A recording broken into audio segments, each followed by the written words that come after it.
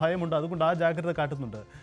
മാധ്യമപ്രവർത്തകൻ K P Rahmatullah തുടരുന്നുണ്ട്. Shri K P Rahmatullah, Congress അൻവറിന് മറുപടി പറയാതെ മുന്നോട്ട് പോവുക എന്ന രാഷ്ട്രീയ തന്ത്രമാണ് പയറ്റുന്നത്. പക്ഷേ അൻവർ ഒരു വശത്ത് കോൺഗ്രസിനെ കൂടി കടന്നാക്രമിക്കുമ്പോൾ മറുപടി പറയേണ്ടി വരില്ലേ യു ഡി എഫിന്? അവരുടെ ക്യാമ്പയിനിൽ അൻവർ വിഷയം കൂടി ഉൾപ്പെടുത്തേണ്ടി വരില്ലേ? ഇപ്പോൾ നടന്നുകൊണ്ടിരിക്കുന്നത് കോൺഗ്രസ് ഇപ്പോഴും PV അൻവർ തങ്ങളോടൊപ്പം വരും എന്ന പ്രതീക്ഷയിൽ തന്നെയാണ് എന്നതാണ്. VD സതീശൻ ഒഴികെയുള്ള രമേശ് ചെന്നിത്തലയാണെങ്കിലും KC വേണുഗോപാലാണെങ്കിലും അടൂർ പ്രകാശ് ആണെങ്കിലും K സുധാകരനാണെങ്കിലും ഒക്കെ അൻവറിനെ തങ്ങളോടൊപ്പം കൂട്ടാൻ കഴിയുമെന്ന പ്രതീക്ഷ ഇതുവരെ കൈവിട്ടിട്ടില്ല എന്നതാണ് സത്യം.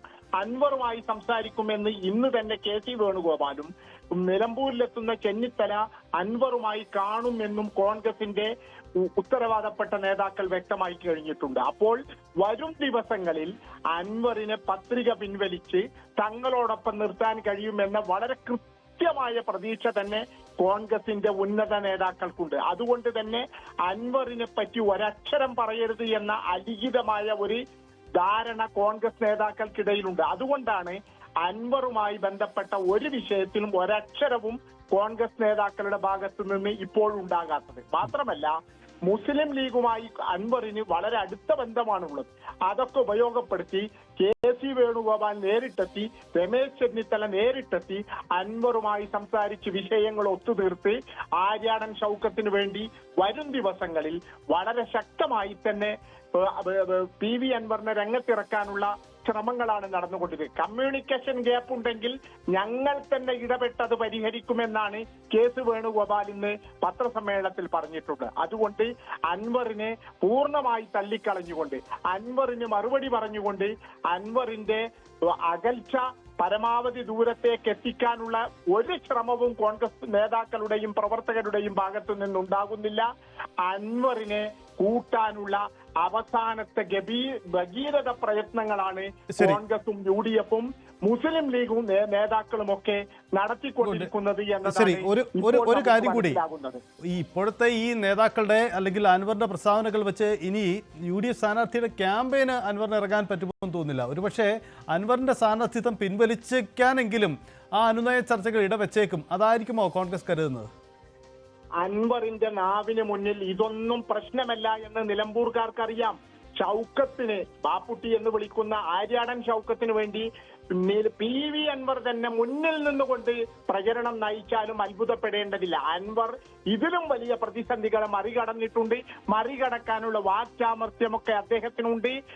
മുമ്പ് നമ്മൾ UDF എന്തൊക്കെ വിചാരിച്ചിരുന്നോ അതുപോലെ PV അൻവറിന് വേണ്ടി മുന്നിൽ നിന്നുകൊണ്ട് സ്വരാജിനും ഇടതുപക്ഷത്തിനും പിണറായി സത്തിനുമെതിരെയുള്ള യുദ്ധത്തിന്റെ മുന്നണി പോരാളിയായി അൻവർ മുന്നിൽ നിന്നുകൊണ്ട് ഷൗക്കത്തിനെ വിജയിപ്പിക്കുന്ന അവസ്ഥ ഉണ്ടാക്കിയെടുക്കാനൊക്കെ അൻവറിന് സാധിക്കുമെന്ന് ഇതുവരെയുള്ള പ്രചരണ രംഗങ്ങളിൽ അദ്ദേഹത്തെ കണ്ടവർക്കൊക്കെ അറിയാം. അതുകൊണ്ട് തന്നെ വോട്ടുകൾ ക്യാൻവാസ് ചെയ്യാനും കിട്ടാവുന്ന പരമാവധി വോട്ടുകൾ പിടിക്കാനും ഒക്കെ അൻവറിനെ കഴിഞ്ഞ് നിലമ്പൂരിൽ മറ്റാരുമുള്ളൂ എന്ന് UDF നേതൃത്വം അവസാന നിമിഷം തിരിച്ചറിഞ്ഞിരിക്കുന്നു എന്നതാണ് സത്യം. അൻവർ ഇല്ലാതെ വിജയിക്കാൻ കഴിയില്ല എന്ന് ഷൗക്കത്ത് ക്യാമ്പും അവസാനം തിരിച്ചറിഞ്ഞിട്ടുണ്ട്. അതുകൊണ്ടാണ് കോൺഗ്രസിലെ രണ്ടാമൻ തന്നെ നേരിട്ടെത്തി അൻവറുമായി കാര്യങ്ങൾ സംസാരിക്കാൻ ആരംഭിക്കുന്നത് എന്ന് വേണം നമുക്ക് മനസ്സിലാക്കാൻ. വളരെ നന്ദി ഇക്കാര്യത്തിൽ KP റഹ്മത്തുള്ള നിലപാട് പറഞ്ഞതിന്. എന്തായാലും ഇക്കാര്യത്തിൽ സംഭവിക്കാൻ പോകുന്നത് ഇനിയും ഒരു അനുനയ ചർച്ചയുടെ സാധ്യതയുണ്ട് എന്നതാണ് അവിടുത്തെ മാധ്യമപ്രവർത്തകരൊക്കെ നിരീക്ഷിക്കുന്ന ഒരു കാര്യം. അതായത് അൻവർ UDF-ന് വേണ്ടി കളത്തിലിറങ്ങിയേക്കാം. ആ അനുനയ ചർച്ചകൾ വരും ദിവസം നടക്കും. VD സതീശനുമായുള്ള അകലം അത് വലിയ അകലമാണ്. പക്ഷേ മറ്റു നേതാക്കൾ അവരുടെ ചർച്ചാ സാധ്യതയുണ്ട്. അതാണിപ്പോൾ നേതാക്കൾ കാട്ടുന്ന ഒരു ജാഗ്രത. KC വേണുഗോപാലും രമേശ് ചെന്നിത്തലയും K സുധാകരനും അടക്കമുള്ളവർ, അൻവറുമായി അടുപ്പമുള്ള നേതാക്കൾ ഇനിയും ഇടപെടും, ചർച്ച നടക്കും. ലീഗ് നേതൃത്വം അതിന് മധ്യസ്ഥത വഹിക്കുമെന്നതൊക്കെയാണ് ഇക്കാര്യത്തിൽ പ്രതീക്ഷിക്കപ്പെടുന്ന കാര്യം. പക്ഷേ നിലമ്പൂരിൻ്റെ രാഷ്ട്രീയത്തിൽ അത്തരം നാടകീയ നീക്കങ്ങൾ ഇനിയും പ്രതീക്ഷിക്കണം. തുടക്കം മുതൽ സസ്പെൻസ് ഉണ്ട്, അത് ഇനിയും തുടരും എന്ന് തന്നെ വേണം നമുക്ക് കരുതാൻ. നിലമ്പൂരിൽ നാമനിർദ്ദേശ പത്രികകളുടെ സൂക്ഷ്മ പരിശോധന ഇന്ന് നടക്കുന്നുണ്ട്. മുന്നണി സ്ഥാനാർത്ഥികൾ ഉൾപ്പെടെ 12 പേരാണ് മത്സരരംഗത്തുള്ളത്. പത്രിക പിൻവലിക്കാനുള്ള അവസാന ദിവസം മറ്റന്നാളാണ്. MS അനീഷ് കുമാർ തുടരുന്നുണ്ട്. അനീഷ്, മറ്റന്നാളിനുള്ളിൽ അൻവർ പത്രിക പിൻവലിക്കപ്പെടുമോ എന്നൊരു രാഷ്ട്രീയ ചോദ്യമുണ്ട്. ഒപ്പം ഇന്ന് അൻവറിൻ്റെ പത്രിക സ്വീകരിക്കപ്പെടുമോ എന്ന മറ്റൊരു കാര്യം കൂടി അവശേഷിക്കുന്നുണ്ട്. കാരണം ഈ തൃണമൂൽ കോൺഗ്രസിന് കേരളത്തിൽ രജിസ്ട്രേഷൻ ഇല്ല, അങ്ങനെ ചില സാങ്കേതിക പ്രശ്നങ്ങൾ ഇക്കാര്യത്തിൽ അവശേഷിക്കുന്നുണ്ടോ? എന്താണ്? സൂക്ഷ്മ പരിശോധന ആരംഭിച്ചു കഴിഞ്ഞോ? സൂക്ഷ്മ പരിശോധന ആരംഭിച്ചു കഴിഞ്ഞിട്ടുണ്ട്.